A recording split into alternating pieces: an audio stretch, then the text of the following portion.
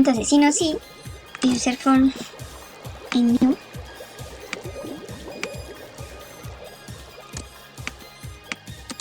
Si user form en el campo new no selecciona valor de new, sino que selecciona lista de datos, esta que tenemos acá,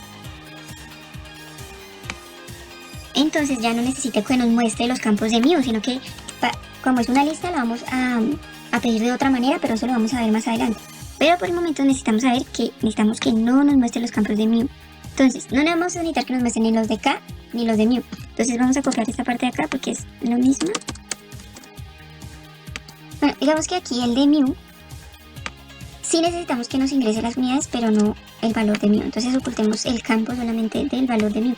El valor de new, recordemos que sería new 2. Todos los dos son el valor. Entonces new 2 lo dejamos oculto. Listo. Después de esto le vamos a decir que igual que esto, que nos muestre el formulario 2 y que nos cierre el formulario 1. Listo. Vamos a guardar y vamos a probar cómo nos queda hasta el momento. O sea, vamos a ejecutar. Seleccionamos la misma opción que estamos trabajando, pero ahorita con lista de datos y le damos a aceptar. Entonces, si se dan cuenta, nos ocultó los campos de SK y nos ocultó este del valor, porque este como lo vamos a calcular con una lista de datos, que la vamos a pedir más adelante. Listo. Ahora vamos a hacer lo mismo con todos los otros tipos de modelos. Aquí tenemos el modelo MM1, que ya le pusimos todo. Y ahora vamos a hacerlo con el MG1, el MD1 y el MK1. Y lo vamos a hacer según, como se explicó en el video inicial de los tipos de modelos, según los requerimientos de cada modelo. Listo, aquí yo ya terminamos. Esto sería lo que diría solo para el modelo MM1. Entonces, yo ya hice los de los otros tipos. Por ejemplo, para el MG1, para el valor de new, pedimos que el usuario nos muestre, si se dan cuenta aquí hicimos que tiene todos los campos, porque para MG1 necesitamos que nos muestre todo el formulario, porque necesita que ingrese sigma, entonces necesitamos todos los campos. Si en cambio pide una lista de datos, entonces le decimos que nos oculte el campo que se llama el new2, que sería el valor. ¿Para qué? Para que él ingrese una serie de datos. Y igual que nos muestre el formulario 2 y que nos cierre el formulario 1. Para el modelo MD1, ¿qué necesitamos? Tiene todos los campos menos los de KS. Entonces para este tampoco necesitamos los campos de sigma ni de K. Entonces los ocultamos. Y que nos muestre el formulario 2 y nos oculte el formulario 1.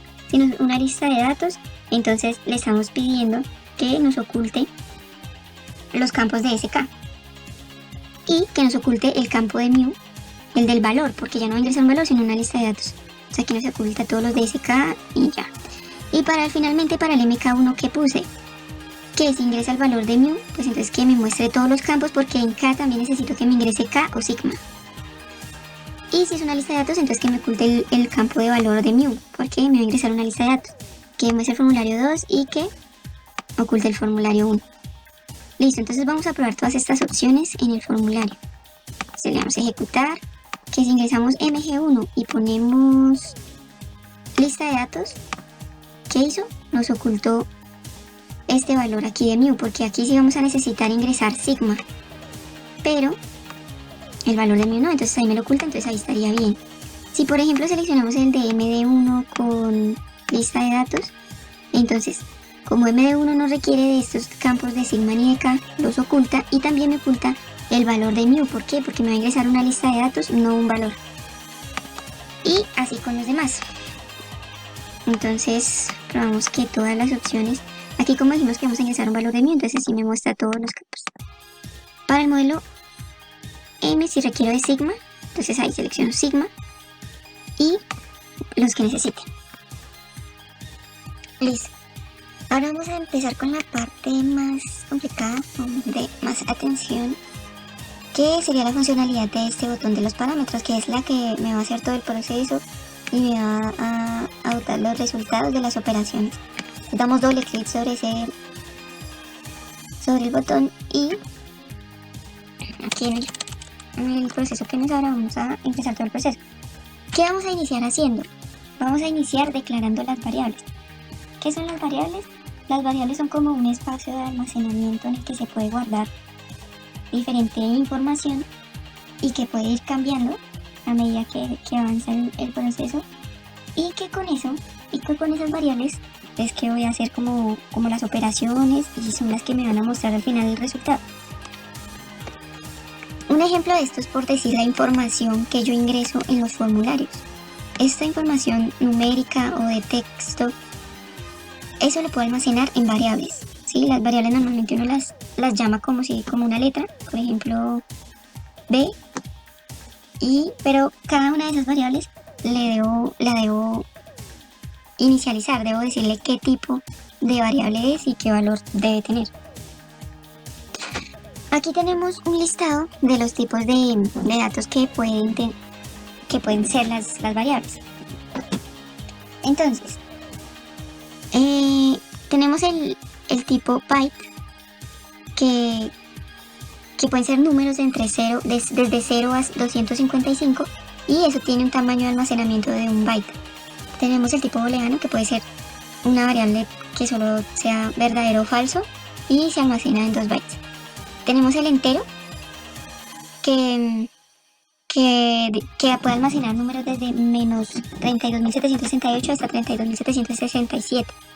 Y tenemos el long, que también almacena números enteros, pero más grandes, desde menos 2.147.483.648 al mismo número positivo. Y me los almacena en 4 bytes. Aquí, bueno, en esta columna pueden observar el espacio que requieren este tipo de datos en la memoria del computador. Y aquí tenemos el single y el double. Estos me almacenan números decimales. Y aquí podemos observar desde qué longitud. Por ejemplo, este single almacena con 7 números decimales, mientras que el double almacena con 16. Entonces, pues si se requiere más números decimales, mostrar más números decimales, utilizamos este. Pero si con 7 puede ser suficiente, entonces utilizamos single. Y así tenemos otro tipo de, por ejemplo, date, que se puede utilizar para fechas. Cuando necesiten guardar una variable algún tipo de fecha, entonces utilizan date. String, que lo vamos a utilizar bastante. Este sirve para cuando son texto, cuando vamos a almacenar texto. Y bueno, también existe esta variable que dice que se puede utilizar cuando uno quiere almacenar cualquier valor numérico hasta el intervalo de un tipo double, o si se quiere ingresar una cadena de texto. Digamos que bueno, es muy importante tener en cuenta el tipo de dato con el que uno inicialice la variable, porque si no, después nos puede salir error. Si por ejemplo ponemos número entero y el resultado nos da un número decimal, el programa nos va a arrojar un error. Por eso debemos tener claro el tipo de dato que se va a almacenar en esa variable. Y también, por ejemplo, cuando son parecidos como estos de single y double, lo importante es saber si no es necesario utilizar uno tan grande como este, pues podemos utilizar este single, sobre todo para que las macros no se hagan lentas, porque no va a almacenar tanta información en memoria. Listo. Ahora, teniendo en cuenta eso, vamos a inicializar todas nuestras variables. ¿Cuáles son nuestras variables principales? Serían las de lambda 1, lambda 2, lambda 3, las de mu, 1, 2 y 3, y las de sigma o k. Para el caso de sigma 1, 2 y 3, y k. ¿Listo? Entonces, ¿qué vamos a hacer? Ingresamos al código. ¿Cómo se declaran las variables? En Visual se pone dim, ponemos el nombre de la variable como la queramos llamar. Por ejemplo, yo la voy a llamar igual que en los formularios. Le voy a poner lambda 1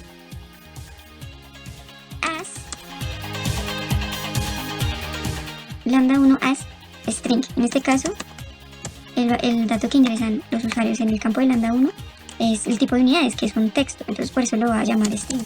La siguiente sería lambda 2, que sería ya el valor, y yo voy a utilizar el tipo double, porque yo sé que ya me va a arrojar números decimales. Y la siguiente, que también sería lambda 3, que ya serían las unidades de tiempo, las voy a guardar en un tipo de variable también de texto, porque la información que ingresamos en estos campos son de hora, minuto y día, entonces esos son textos. Ahora, lo mismo voy a hacer con las otras variables. Listo, entonces aquí ¿qué tenemos? Como le llamamos a la variable, así es como se va a llamar la variable, Y este es el tipo de variable que es texto, digamos decimal o... bueno, si tenemos otros tipos. Ahora, ¿qué vamos a hacer aquí? Vamos a utilizar un if parecido al que utilizamos en el formulario 1 cuando el usuario seleccionaba el tipo de modelo y el new. Sí, que nosotros habíamos hecho este if. Este mismo if nos va a servir para este de acá. ¿Por qué? Porque dependiendo de cada uno de los modelos y del tipo que seleccionó, va a hacer diferentes tipos de operaciones. Entonces yo, ¿qué voy a hacer? Voy a pegar el mismo if que teníamos al otro lado, solo que le quito todos los campos que habíamos invisibilizado, porque eso ya lo hicimos. Entonces solamente estoy dejando las opciones de que si selecciono MM1 y que si selecciona valor de new o lista de datos. Sí, dependiendo de cada de estas opciones también se va a hacer determinado proceso. Entonces con este if principal vamos a hacer todo el proceso. Listo. Ahora, ¿qué tenemos que hacer? Pasar los campos del formulario y convertirlos en variables. Aquí creamos las variables, pero todavía el programa no sabe qué información guardar en esta variable. Le voy a decir que en esta variable, todas estas variables, guarde la información que ingresaron aquí en este formulario. Entonces, ¿cómo lo voy a hacer? Entonces, primero, vamos a tener en cuenta varias cosas, y es que de todos los campos del formulario, como ya sabemos, muchos no aplican a cada uno de estos modelos, ¿sí? Hay unos que solo aplican para MM1, otros para MG1, pero lo que sí sabemos es que, por ejemplo, lambda aplica para todos. Entonces, como lambda aplica para todos, los podemos poner fuera del if, porque este va a aplicar para todos los que están abajo. Pero los que, por ejemplo, solo apliquen para un tipo de modelo en específico, los debemos poner dentro del if correspondiente a ese modelo.